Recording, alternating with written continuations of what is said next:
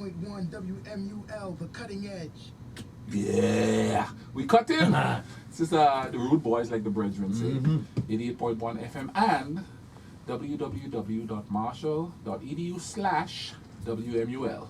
Yeah, right here, campus of Marshall University, the home of conference champions. In softball and softball, volleyball, football, all three sports have done it so far since moving into CUSA.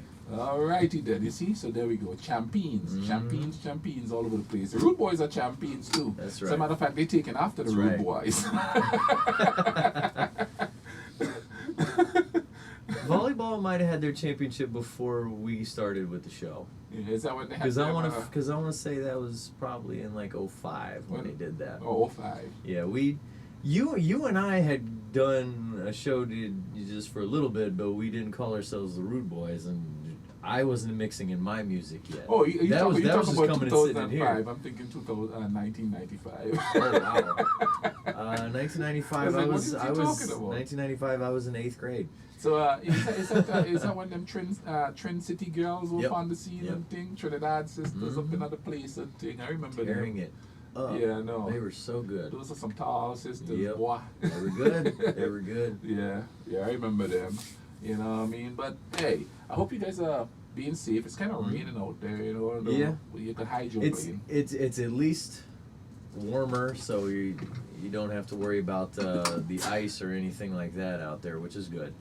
But let's go back through at least some of the music that we had there. What was that last one there before Trom Diggs came on with his freestyle? Can't sleep at all.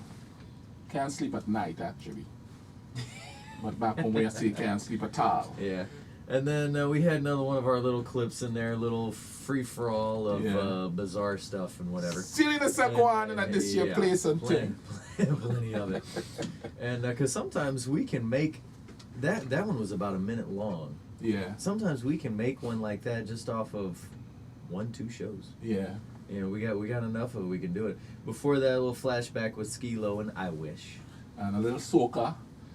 2015 soca from Terry Lyons called Play Hard. Smile by Scarface and Tupac. What was that before? Home Alone. That's Home Alone.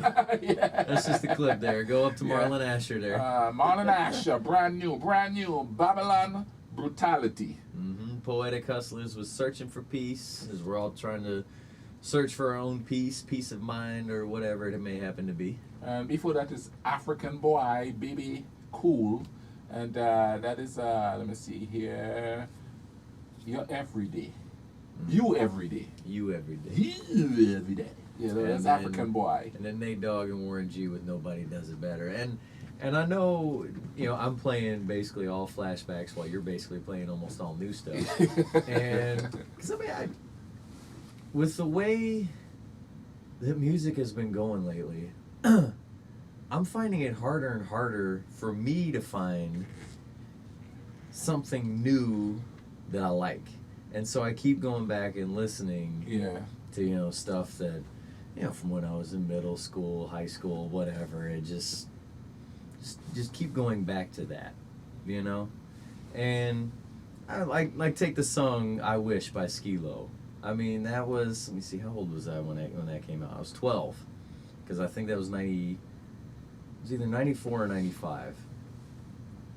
And I mean, it was just a fun song.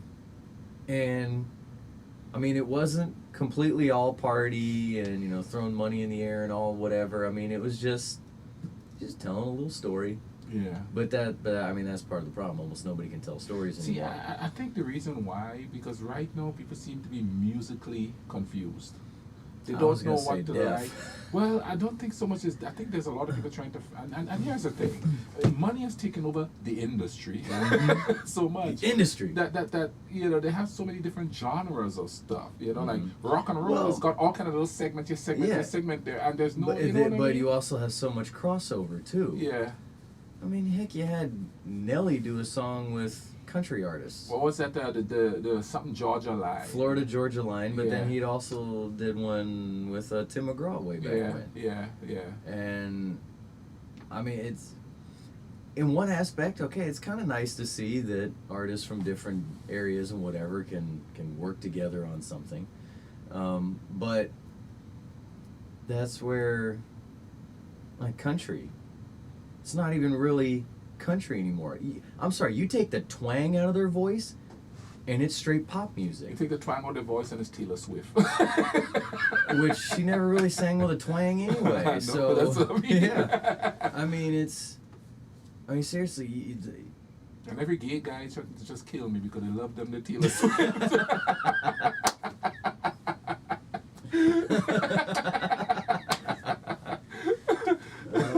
See, last week I was terrorizing the Chinese. No, oh Lord. Well, one day we're gonna have a group outside waiting. You know what I mean? We're gonna have a multicultural group, and I go to them and say, "Finally, you all agree on something." And then they're gonna stand there and go, "What?" Yeah. Thank you for making my point. We're not that different. Yeah. But I seriously though, just pop music sounds all the same if you would just make the voices sound exactly the same. Well, they have that whether it's rap or whether it's the white pop artist, whether it's country. I mean, you put that all into one voice, and it's the exact same stinking thing. Now, let me ask you a question, because I've been reading up about that recently. What do you think about all that lip singing thing? To me, it seems like you're not a real artist if you can't even perform your own stuff. I mean, okay, I'm gonna go after her again, and I don't care. The halftime performance that Beyonce did, everybody went insane, saying this was one of the greatest halftime performances. She sang 10% of what got played. The rest of it was her just moving and prancing around while the music is just being played throughout the stadium. She didn't sing a lick. I mean, during this one part while the song is continuing on, she's just going, "Dirty wine! Dirty wine!" I'm like, you sound like an idiot saying that. That wasn't her saying that. That was that Sasha chick that's living in her. When she said it, that's what she says. Okay, we found out she's schizophrenic with multiple personality disorder. We need to put her in a padded room. I mean, that's what she said. I'm not making it up. She said sometimes, how do you move like that? Is that? Oh yeah, the Sasha Fierce. Yeah, that's what she even named an album that. That's not her doing that thing. Yeah, but still, if you're gonna perform, sing. But hold on a sec now. Here's the deal, okay? And I'll tell you why it's gone to that. I think it's gone to a lot of that lip singing thing because people are so demanding anymore. You don't just want to go and hear a great voice. You want them to bump and grind and twerk and whine. It has to be a show. And they cannot do that and sing. Yeah. They cannot do all of that and sing. You get worn out. Yeah. I mean, I even just think about how much I had to try and get myself used to when I was teaching spinning class. Yeah. Of doing the workout and still being able to have a voice to tell an entire room, okay, this is what we're going to do next. Make sure you do this, increase here. It's so I mean, you get into it and suddenly it's, okay. I mean, but you have to figure out how to get your voice back up there. And I was only doing, at the longest, an hour-long class. Yeah. I wasn't running and prancing around a stage for over an hour. And the thing about it is, though, no, I'm saying I want to see that you could sing. So you could sing the majority or half of your songs. Mm-hmm. If it's a poppy song with really crappy lyrics, I don't care if you lip sync that because it really doesn't matter. Yeah. You know what I'm saying, though? Because they're only human. Because the lyrics are garbage, so they might as well be put out. They might as well save the voice. Yeah, exactly. You know what I'm saying? Do I have to sing this garbage again? You know the song's terrible. I mean? So if they're lip syncing some of the songs, but if you're going to sing a ballad and you want to put some emotion and stuff in it, you better be singing. Oh, yeah. You know what I mean? But if you want to sing, okay, let's do one of the Rihanna songs that's just repetitive. Why sing that? Just lip sync it. Yeah. Lip sync it. Because, I mean, you're repeating yourself anyway, so, it's just like Milli Vanilli and them, boy, it's boy, it's boy. You understand what I'm saying? Or girl, it's... To me, it's not... It's just not a full-on performance, but like you said, they want them to put on this entire show. Exactly. It's not like the old rock bands where you had everybody in one spot. Yeah. Now the lead singer, if he's not playing an instrument, he might move around a little bit, but they're not Yeah. Well, okay, in the 80s, some of the hair metal bands and all that, but Yeah. let me step back a little further. Mick Jagger Yeah. started a lot of that, just prancing around, but if you goose-stepping on notice stage. though, when Mick Jagger did it, he was out of breath a lot. Yeah, exactly. He didn't lip sync. Mm-hmm. You know what No, I mean? I know. Yeah, I'm not saying. I know, I'm I not know. saying bringing in the lip sync. I know, I'm just Although saying, they you know? would lip sync. Yeah. A lot of those groups would lip sync when they were on some of those shows. Yeah. But I think that was partly due to the fact that they didn't have it quite figured out yet how to have them perform live. Yeah. I mean, not to combine two words there. Perform live, and have it sound good. And like the people who really sing, like Whitney Houston, she couldn't dance. That's what she sang. Even though she did a song, I want to dance with somebody. You know what I mean? You know, I But, don't you know know. what I mean? She had one move, you know. Well, so does Mariah Carey. Got one move. Well, they Mariah could Carey, actually- Mariah Carey can't move too far because then you're no longer looking at the good side of her face. There's a good side. It's the side she keeps giving the camera, whether or not we But, all you think know, it's the good in side. that aspect, though, I mean, you know, like rappers don't lip sync because you know they're rapping. Mhm. It's easier to, you know, you don't have to have ranges or much or nothing like that. Yeah. But we know Drake is monotone, so he could prance around as much as he wants and still go. You know what I mean? You know, but when it comes to like singing, imagine somebody that could sing like, let's say, a Billie Holiday, and she's prancing around. She wouldn't sing as Yeah, good. jumping around Yeah, like she Katy wouldn't. Perry and all that. You know what I mean? And Katy Perry's actually got a decent voice. Yeah, and she does actually try to sing as much as she can when Yeah. she's on stage. Yeah. But when she comes off, she's exhausted. I mean, know what I mean? I saw something about her once where she'd get done doing a song and she'd come off stage and somebody'd basically have to catch her. Yeah. You understand what I'm saying? And then she'd go out there and perform more. Another I mean, one, you know what I mean? And so I understand lip singing to a certain degree. You know what I mean? No, like Britney Spears, we know she can't sing, so yes, I could understand people walking out of a show. However, I wouldn't say that she can't sing. She's not the powerful singer. Yeah. Like some, that doesn't mean she can't sing. I mean, what is that one from England? What's her name that said, she's got... Ellie Goulding. Yeah, I mean, she doesn't have a powerful voice at all. No. Doesn't mean she can't sing. She just doesn't have a powerful voice to have that. No. So, of course, she's going to lip sync. Yeah. I mean, she can't get up to Well, a big it audience. also you know? works with the beats that are mostly just out of beat, and let's just throw some chaos in there and whatever. So Yeah. Well, she's good to look at, I guess. You know, I don't want to spend 2 hours. she's not a Yankee gal, so you Yeah, know she's- she a British gal. No. Still the colonizer. But you know what I mean. She can't dance neither, because she don't prance around much. Oh no, I haven't tried to watch any of her performances. Well, I've seen clips here and there, but so you know, a lot of these people could actually sing. Like for instance, they say that Justin Bieber is lip singing. Why is It it is lip syncing? it is lip syncing. Lip syncing. Okay. Yeah, you are basically trying to sync yourself Okay. up with. So it is lip yeah, syncing. Yes. But here's the thing about, we all know Justin Bieber could sing because we saw him do his YouTube stuff. When he was, what was it, like 10, 11? Yeah, 12, but I mean, something with like practice that, and stuff, he's probably could still sing. yeah. You know what I mean? And that's the I don't thing. know, you according to all the drugs that everybody says he's doing, maybe he can't anymore. I see that's another thing too. You know what I mean?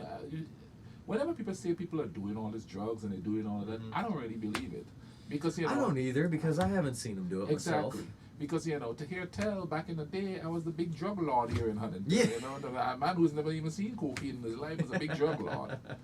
Yeah, I had people come up to me and said, hey, you know, you got the pills? What are you talking about? You know, I don't even take aspirin. And people would argue with me. And I was at work one day. I'm going to change the subject a little bit. I was at work one day. And this well-dressed older lady, a young woman, one in her 40s, come up to me and said, hey, you know, so. And at the time, I'm like, nah, I don't really know who that person is. Yeah. So she said, oh, I'm sorry that you walk away. Then she came back. I know you know so. You used to work with her. And so I said, I told you I don't know this person. Then she walked away. And then she comes, she came back and she said, where the person worked with me. I said, oh, I know her. And she said, oh, yeah. Well, I was wondering if you could get me, you know, you got the, I don't know if she wanted oxycodone or whatever. And I was like, that's when I had my long dreadlocks too. And I was like, lady, I don't know what you're talking about. I've never even seen these pills, much less know what you're talking about. She thought I was lying. She wanted the hillbilly stuff. She thought I was lying. She's like, you could trust me. You go, I don't trust you now. 'Cause I have no clue what you're talking about. Yeah. Well, it's just like I know I've told no, excuse me. I know I've told this story, but when I first moved into the dorms with Anthony, you know, Bob Dylan poster, Beatles, tie-dye stuff, and a guy's coming around introducing himself, and then he's like, "Oh man, you know, you got, you know, you do a little of this, you know, you got the drugs," and it's no. Come on, man, I'm not a cop. You can tell me. No, I don't. I mean, he had to keep repeatedly telling this guy, "No, I don't do that stuff. I do actually just enjoy the music." Yeah. Come on, man, I'm not a cop. You can tell me. I'm telling you, I don't do this. Oh, when I had my dreadlocks and I walked on the street, that was before dreadlocks was really popular here in Huntington. People would go by and put up their finger like the, you know, up in the air, like, you know, it's looking like they're holding a blunt. Yeah, it's like, why are you showing me that? You know what I mean? You know what I mean? They say, Rasta, ooh, boy, you must have the good stuff. I have the good music. You know what I mean? Yeah, and speaking of good music, which, I don't know, the lyrics, I mean, what is it that DMX says in his basically spoken word poetry of the industry, where he says, you know what, yeah, it's not exactly a flashback, but you know what, DMX came out in the 90s, so I'll play it. Yeah. And DMX is the man. So yeah, where he talks about, it's no longer, you know, it's just a beat, but, you know, listen to the lyrics or whatever it is. And I know there are probably going to be some people who argue with me and say, look, his lyrics were garbage. You know, a lot of it was violent stuff, but you know what? A lot of it was also telling stories of what he grew up with, what he knew, what he knows other people grew up with. And some of it was how to get out of it. Yeah, the stuff that was going on around him. And, yeah, there would be a party song here and there. Tupac had a party song here and there. You know, he had I Get Around. He had How Do You Want It. I mean, there was stuff like that in there. But it wasn't an entire album of it. Yeah. You know, those weren't the only singles that got released. Yes, those two were out as singles, but you know what? So was I Ain't Mad at You. So was Dear Mama. So was Changes. So was Brenda's Got a Baby. So was Keep Your Head Up. You know, I mean, and DMX, Slippin'.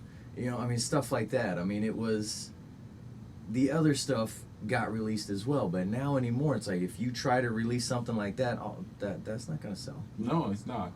I tell you what, the only way it seems like you can catch someone's emotion of something is if you happen to mention We Rule the Night.